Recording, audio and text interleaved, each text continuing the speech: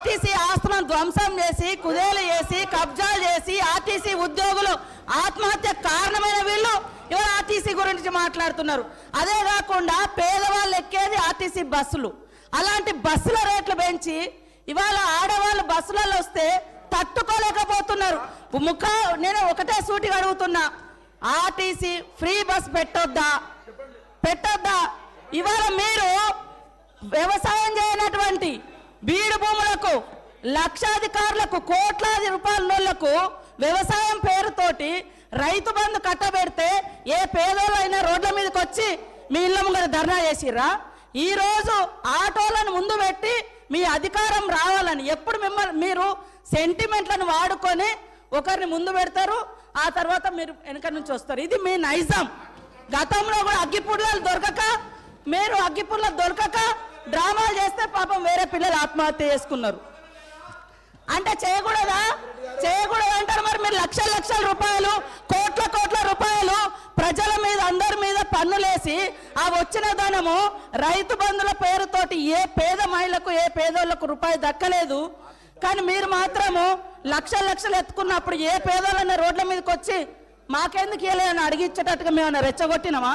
ఇవాళ అక్క చెల్లెళ్ళు అడుగుతున్నారు, నెలకు 5-6 వేలు మాకు మిగులుతున్నాయి ఆర్టీసీ బస్ తోటి. అంటే వీళ్ళు ఎందుకు తట్టుకోలేకపోతున్నారో నేను అడుగుతున్నా. మరి ఎక్కడ ఏం దొరకనట్టుగా అదే మాట్లాడుతున్నారు. మొత్తం వీళ్ళు అన్ని తీసేయండి. కాబట్టి ఆర్టీసీ బస్సులలో మహిళలు ప్రయాణం చేస్తే మీకేం ప్రాబ్లం అది చెప్పండి. పల్లా రాజేశ్వర రెడ్డి గారు ఏమధ్యక్ష ఇది?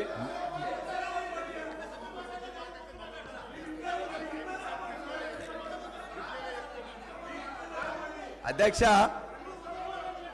ఇప్పుడు ముఖ్యమంత్రి గారిని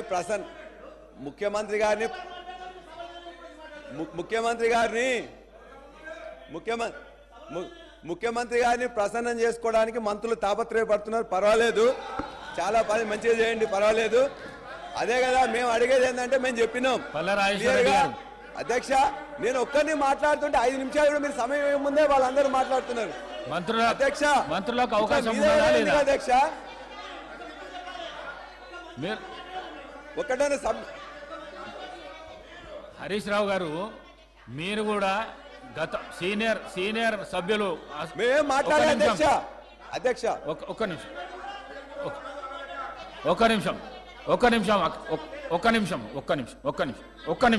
నిమిషం. మీరు హరీష్ రావు గారు, మీరు కూడా ఈ హౌజ్లో సీనియర్ శాసనసభ్యులు, లెజిస్లేటివ్ అఫేర్స్ మినిస్టర్గా పనిచేసినారు. సభా ప్రాంగణంలో ఏమవుతున్నది అనేది అందరికంటే ఎక్కువ మీకు తెలుసు. కానీ మీరు కూడా మధ్యలో కామెంట్ చేస్తే ఇప్పుడు శ్రీధర్ బాబు గారు మాట్లాడతామని అన్నప్పుడు మీరు అట్లెట్లా ఇస్తారు అని అంటున్నారు. వారు లెజిస్లేటివ్ అఫేర్స్ మినిస్టర్, వారికి అధికారం ఉన్నది. ఇంటర్ఫియర్ అయిపోయి క్లారిఫికేషన్ ఇచ్చే అధికారం ఉన్నది. మరి పల్లా రాజేశ్వర రెడ్డి గారు అధ్యక్ష, మేము మరలా ఇప్పుడు ముఖ్యమంత్రి గారు ఇంతకుముందు నేను మాట్లాడినప్పుడు సభలో లేరు కాబట్టి వాళ్ళందరూ కూడా కొద్దిగా వక్రీకరణ చెప్తున్నారు. మీరు చేస్తున్న ఏదైతే సబ్జెక్ట్ మాట్లాడండి. సబ్జెక్ట్ మీద అధ్యక్ష 13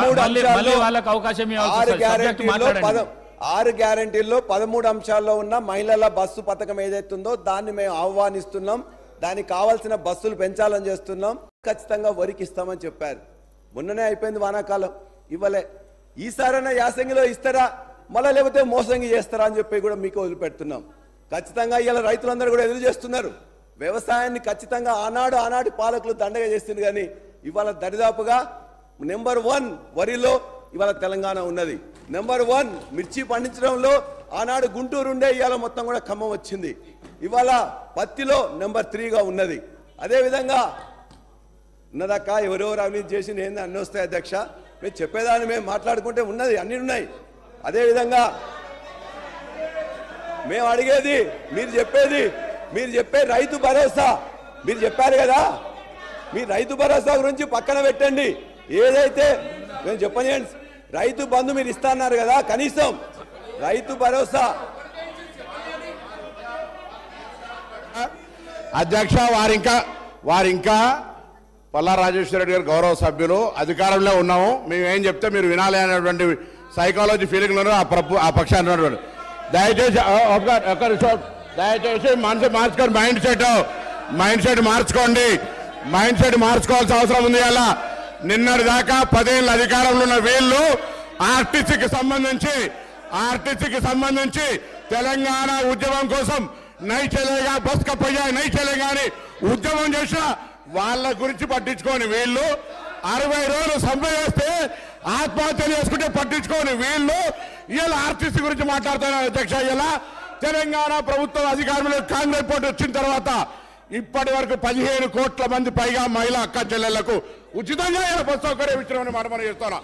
535 కోట్ల రూపాయల విలువ కలిగేటువంటి బస్ ఫేర్స్ ను ప్రభుత్వం భరించింది. అధ్యక్ష, ఇలా వీళ్ళు మాట్లాడుతున్నారు.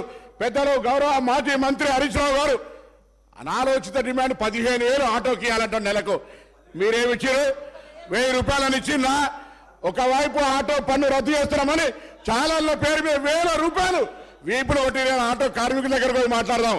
సభను తప్పుదో పట్టించే విధంగా 21 మంది ఆత్మహత్య చేసుకున్నారని చెప్తా ఉన్నారు. ఇలా అవన్నీ కూడా మీరు అనవసరంగా ప్రేరేపించి వాళ్ళని మన ఎక్కడ కూడా ఇలా సార్ మేము ఆటో బస్సు ప్యాసింజర్ ఇంటికి పోతలే, ఆటో బస్సు బస్ స్టాండ్కు ఆటో వాళ్ళను బస్ స్టాండ్కి తీసుకొచ్చే బాధ్యత ప్రజలను ఆటోనే బస్ స్టాండ్కి తీసుకొస్తా ఉన్నది.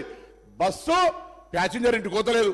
మారిపోయింది ఎక్కడ అధ్యక్ష? మేము మహిళలకు మీకు నిజంగా ధైర్యం ఉంటే మీ ప్రభుత్వంలో ఉన్నటువంటి వాళ్ళు చేయలే, మేము ఇలా తెలంగాణ అక్క చెల్లెలకు వద్దా చెప్పండి. మీరు వ్యతిరేకిస్తున్నారో చెప్పండి. స్పష్టంగా చెప్పకుండా డొంక తిరుగుడు ఎవరేమో ఇలా దయ్యాలు వేదాలు వాళ్ళు ఇచ్చినట్టు పెద్ద పెద్ద దొరలు ఆటోలు వస్తా ఉన్నారు. ఎన్నడూ బెంజి కార్లు దిగిన వాళ్ళు ఆటోలో వస్తున్నారు. ఆటో కార్మికులను అవమానపరుస్తా ఉన్నారు.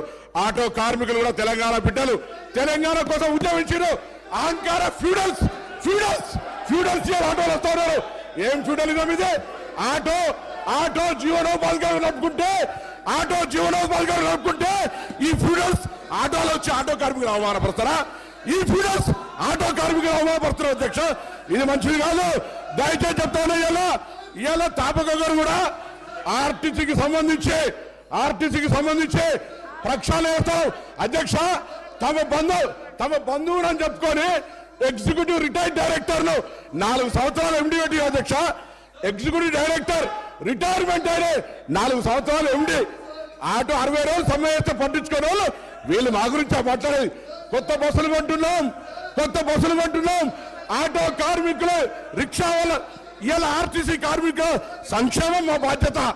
ఆర్టీసీ కార్మికులకు 2013లో ఉన్న బాండ్స్ ఇలా మా ప్రభుత్వం ఆలోచన చేస్తుంది. అధ్యక్ష, అందుకే దయచేసి సభను తప్పుదో పట్టించే విధంగా ఆటో కార్మికులు రెచ్చగొట్టే విధంగా మాట్లాడే మాటలు ఆలోచించాలని గౌరవ సభాపతి దృష్టి కోరుతా ఉన్నాను.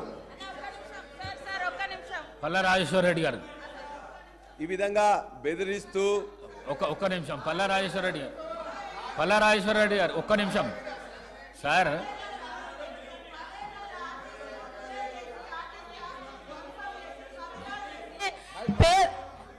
పదేళ్ల టీఆర్ఎస్ ప్రభుత్వంలో ఆర్టీసీ ఆస్తులను ధ్వంసం చేసి కుదేలు చేసి కబ్జాలు చేసి ఆర్టీసీ ఉద్యోగులు ఆత్మహత్య కారణమైన వీళ్ళు ఇవాళ ఆర్టీసీ గురించి మాట్లాడుతున్నారు. అదే కాకుండా పేదవాళ్ళు ఎక్కేది ఆర్టీసీ బస్సులు. అలాంటి బస్సుల రేట్లు పెంచి ఇవాళ ఆడవాళ్ళు బస్సులలో వస్తే తట్టుకోలేకపోతున్నారు. నేను ఒకటే సూటిగా అడుగుతున్నా, ఆర్టీసీ ఫ్రీ బస్ పెట్టొద్దా? ఇవాళ మీరు వ్యవసాయం చేయనటువంటి బీడు భూములకు లక్షాధికారులకు కోట్లాది రూపాయల నోళ్లకు వ్యవసాయం పేరుతోటి రైతు బంధు కట్టబెడితే ఏ పేదోళ్ళైనా రోడ్ల మీదకి వచ్చి మీ ఇళ్ళ ముంగర ధర్నా చేసిర్రా? ఈ రోజు ఆటోలను ముందు పెట్టి మీ అధికారం రావాలని ఎప్పుడు మీరు సెంటిమెంట్లను వాడుకొని ఒకరిని ముందు పెడతారు, ఆ తర్వాత మీరు వెనక నుంచి వస్తారు. ఇది మీ నైజం. గతంలో కూడా అగ్గిపుల్లలు దొరకక డ్రామాలు చేస్తే పాపం వేరే పిల్లలు ఆత్మహత్య చేసుకున్నారు. అంటే చేయకూడదా అంటారు. మరి మీరు లక్షల రూపాయలు కోట్ల రూపాయలు ప్రజల మీద అందరి మీద పన్నులేసి ఆ వచ్చిన ధనము రైతు బంధుల పేరుతోటి ఏ పేద మహిళకు ఏ పేదోళ్లకు రూపాయి దక్కలేదు. కానీ మీరు మాత్రము లక్షలు ఎత్తుకున్నప్పుడు ఏ పేదోళ్ళని రోడ్ల మీదకి వచ్చి మాకెందుకు ఇవ్వలే అని అడిగిచ్చేటట్టుగా మేము రెచ్చగొట్టినామా? ఇవాళ అక్క చెల్లెళ్ళు అడుగుతున్నారు, నెలకు 5-6 వేలు మాకు మిగులుతున్నాయి ఆర్టీసీ బస్ తోటి అంటే వీళ్ళు ఎందుకు తట్టుకోలేకపోతున్నారో నేను అడుగుతున్నా. మరి ఎక్కడ ఏం దొరకనట్టుగా అదే మాట్లాడుతున్నారు. మొత్తం వీళ్ళు అన్ని తీసేయండి. కాబట్టి ఆర్టీసీ బస్సులలో మహిళలు ప్రయాణం చేస్తే మీకేం ప్రాబ్లం అది చెప్పండి. పల్లా రాజేశ్వర రెడ్డి గారు ఏం అధ్యక్ష ఇది?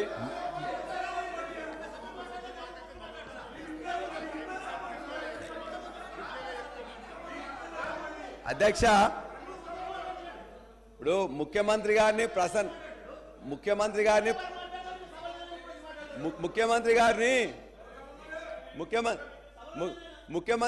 ప్రసన్నం చేసుకోవడానికి మంత్రులు తాపత్రయపడుతున్నారు. పర్వాలేదు, చాలా పని మంచిగా చేయండి, పర్వాలేదు. అదే కదా మేము అడిగేది ఏంటంటే మేము చెప్పినాం. అధ్యక్ష, నేను ఒక్కరిని మాట్లాడుతుంటే 5 నిమిషాలు కూడా మీరు సమయం ముందే వాళ్ళందరూ మాట్లాడుతున్నారు. అధ్యక్ష, మంత్రులకు అవకాశం అధ్యక్ష ఒక్కటనే హరీష్ రావు గారు, మీరు కూడా గత సీనియర్ సభ్యులు మేమేం మాట్లాడాలి అధ్యక్ష? అధ్యక్ష ఒక్క నిమిషం.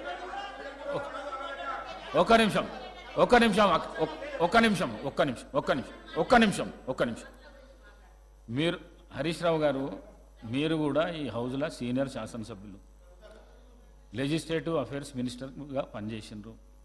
సభా ప్రాంగణంలో ఏమవుతున్నది అనేది అందరికంటే ఎక్కువ మీకు తెలుసు. కానీ మీరు కూడా మధ్యలో కామెంట్ చేస్తే ఇప్పుడు శ్రీధర్ బాబు గారు మాట్లాడతామని అన్నప్పుడు మీరు అట్లెట్లా ఇస్తారు అని అంటున్నారు. వారు లెజిస్లేటివ్ అఫేర్స్ మినిస్టర్, వారికి అధికారం ఉన్నది. ఇంటర్ఫియర్ అయిపోయి క్లారిఫికేషన్ ఇచ్చే అధికారం ఉన్నది. మరి పల్లా రాజేశ్వర రెడ్డి గారు అధ్యక్ష, మేము మరలా